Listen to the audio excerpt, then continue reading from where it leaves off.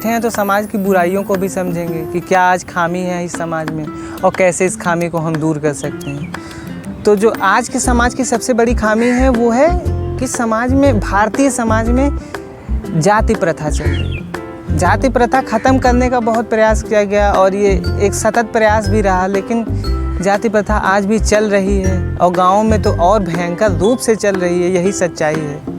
आप सब देखते हैं ना, एक गांव में टोला बनाया जाता है जिसको दक्षिण टोला के नाम से जाना जाता है। जो हमारे दलित भाई होते हैं उन्हें उसी टोले में रखा जाता है। और आज भी समाज एक तरह से विकास की राह पे चल रहा है। लोगों को लगता है अरे नहीं, सब बराबरी है। नहीं है बराबरी, हर जगह जातिवाद है। इसको एक्सेप्ट करिए, क्योंकि जब तक आप ये एक्सेप्ट नहीं करेंगे कि आपके अंदर रोग है, आप उस रोग का निवारण नहीं करेंगे। और इसको हम सबको लड़ना है। ये राजनीति वो हमेशा चलेगी, वो सतत है, वो हमेशा आपको तोड़ेंगे, आप ही की जाति में तोड़ेंगे, आपको एक कम्युनिटी में तोड़ेंगे। लेकिन इंसानियत ही सबसे बड़ा जाति है और इंसानियत ही सबसे बड़ी कम्युनिटी है।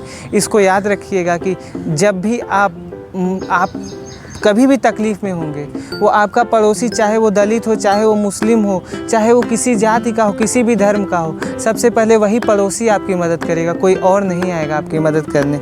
दूसरा है कि औरत हमेशा से शोषित होती आई हैं। ये बहुत, मैं इस चीज़ को सोचता हूँ तो मुझे बड़ी हंसी आती है कि वेस्टर्न सोसाइटी जो कहता है कि हम लोगों को, आपको आगे कर रहे हैं, आपको हम लोग सिविलाइज़ कर रहे हैं। वो वाइट मैन बर्डन थ्योरी एक है जो कहता है कि हमारी जिम्मेदारी है कि हम एशियन कंट्री को सिविलाइज।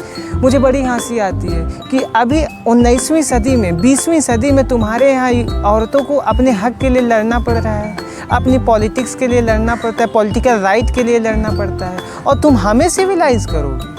अरे हम 5 BC से चले आ रही है। ये हिंदुस्तान आज का नहीं, ये हिंदुस्तान बहुत पुराना है। हो सकता हो तुम्हारे पूर्वज भी ना रहे हों उस समय जब का ये हिंदुस्तान है, और तुम हमें सिविलाइज़ करोगे। बहुत अचंभित बात है। और महिलाओं की बात है, हाँ आज भी महिलाओं को, मुझे जहाँ तक लगता है कि महिलाओं को अगर आज एम्पावरमेंट देना है, उन्हें सशक्तिकरण देना है, तो उनका पॉलिटिकल इंक्लूज़न बहुत ज़रूरी चीज़ है।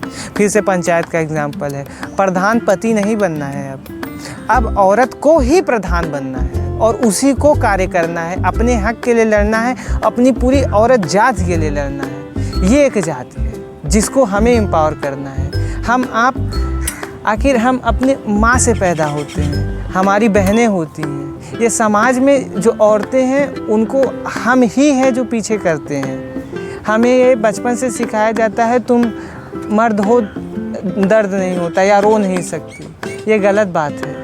आदमी और औरत अगर बराबर हैं तो उन्हें बराबरी का हक मिलना चाहिए। आदमी को भी कष्ट होता है, औरत को भी कष्ट होता है। औरतों को आज पॉलिटिकल रिप्रेजेंटेशन की ज़्यादा ज़रूरत है।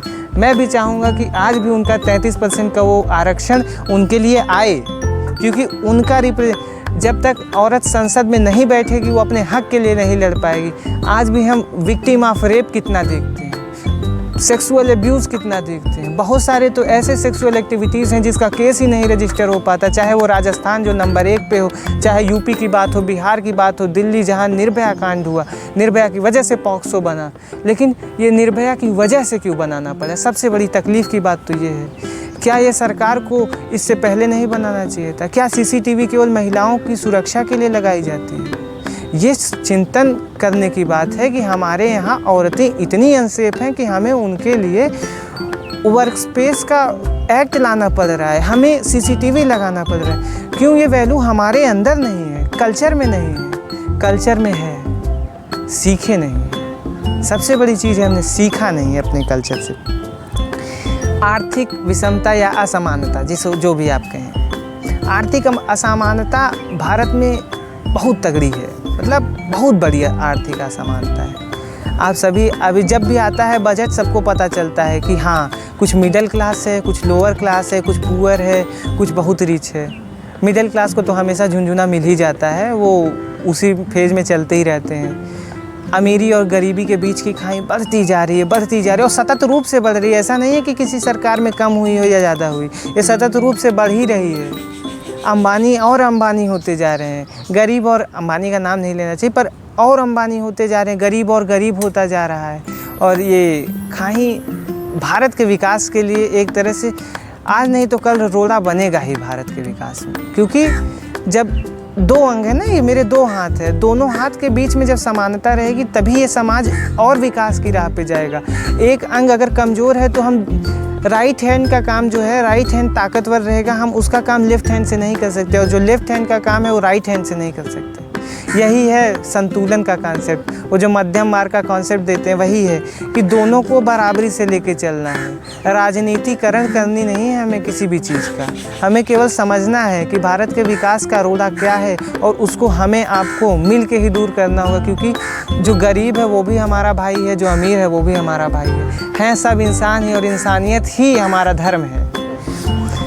तो फिर अब दूसरा पॉइंट आता है कि भाषा एक बाधा बन जाती है ना, जब हम आप आपस में बात करते हैं तो एक भाषा में। लेकिन भारत तो भाषाओं का ही प्रदेश है ना, कितनी सारी भाषा है। उत्तर प्रदेश में ही मुझे लगता है 5-6 भाषा है, बिहार में 6 भाषा है, तेलुगु, तमिल, साउथ की अलग भाषा है। तो एक भाषा बन जाती है। जब हम देखते हैं ना, एक नारा दिया गया था लोहिया जी द्वारा, अंग्रेजी हटाओ। आज भी समाज में मैक्सिमम ऐसे लोग हैं जिन्हें अंग्रेजी नहीं आती पढ़नी, और ये हमें और आपको मानना पड़ेगा कि अंग्रेजी केवल एक भाषा नहीं हो सकती जिसमें हम कम्युनिकेट करें आपस में, या कोई भी ऑफिशियल वर्क होता है वो अंग्रेजी में ही होता है। जब भी बात होती है कि हम जा रहे हैं कोर्ट में, तो कोर्ट की लैंग्वेज नहीं समझ में आती लोगों को, क्योंकि एक तो वो भाषा अंग्रेजी में है, और दूसरी ऐसा लैंग्वेज उपयोग होता है कि आम आदमी उस लैंग्वेज को नहीं समझ पाता आने वाले समय में, क्योंकि जनसंख्या काफ़ी तेज़ी से बढ़ रही है, उसको कंट्रोल करने की ज़रूरत है। मैं तो खुद कहूँगा भारत 140 करोड़ लोगों का आज रहनुमाइश बन गया है, एक घर बन गया है, और ये हमारे लिए अच्छी भी बात है, बुरी भी बात है। अच्छी बात इसलिए है कि हमारे पास यूथ की संख्या ज़्यादा है, लेकिन ये भी बात है ना, आज नहीं तो कल यही यूथ ओल्ड होगा, और आज अगर हम इसका उपयोग नहीं कर पाए तो कल के लिए ये यूथ काम का नहीं रहेगा, बल्कि आपके ऊपर एक लाइबिलिटी बन जाएगा, एक बोझ बन जाएगा जिसको हमारे आपके बच्चों को ढोना पड़ेगा। क्योंकि ये सच्चाई है भारत की कि है, ऐसा चीज़ है। हम चीन का एग्जांपल देखते हैं ना, जब चीन के यहाँ यूथ की पॉपुलेशन सबसे ज़्यादा थी, उन्होंने खुद को मैन्युफैक्चरिंग हब बना लिया, और भारत के पास आज वो समय है कि वो खुद को हब बना सकते हैं। लेकिन राजनीतिकरण, इसमें भी राजनीति है। कंपनी आएंगी नहीं, उद्योग लगेंगे नहीं, नए उद्योग आ नहीं रहे हैं, और वही पुरानी नौकरियां ख़त्म होंगी ही ना, क्योंकि समाज फिर से आगे बढ़ेगा, लोगों के पास और इंक्लूजन आएगा। कल को बस में लोग घूमते थे, फिर आ गया ऑटो, अब कार, बाइक, सब बढ़ रहा है। एक मोटर वाला जो पार्ट है वो बढ़ रहा है, जो ह्यूमन रिसोर्स है वो घट रहा है। अब जहाँ मोटर बाइक बनता था वहाँ पे भी लेबर लगते थे, उसकी जगह अब वहाँ पे भी टेक्नोलॉजिकल यूज आ गया है।